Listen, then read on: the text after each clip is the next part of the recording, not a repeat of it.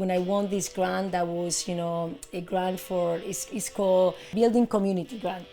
With this grant, I could really do exactly the project that I had in mind. And I worked with that grant for a whole year.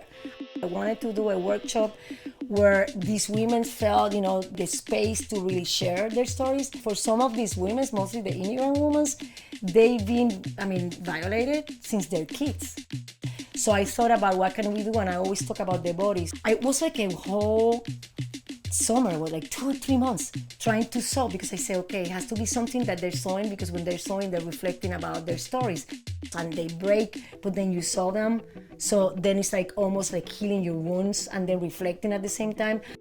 But what happened was beautiful, because for them, these dolls were gonna represent them.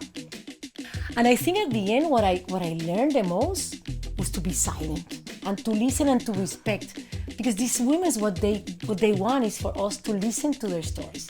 And then at the end, when they finished, they told me it's the first time that I share my story with someone. And imagine, that's the power of art.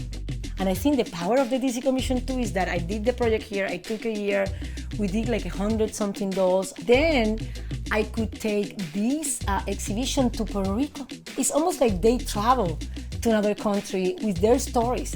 So that's the power of art, the DC Commission. I brought the DC Commission and this project to Puerto Rico, and we did it again. It's almost like I bring part of DC somewhere else. And for me, it's very important to work with the Latino community, because I think our voice has to be stronger, has to be heard more. Sometimes we forget about the huge community of Latinos that we have in DC. And I think like having a grant from the DC Commission helped the Latino community, to tell their stories. Their stories have to be told more.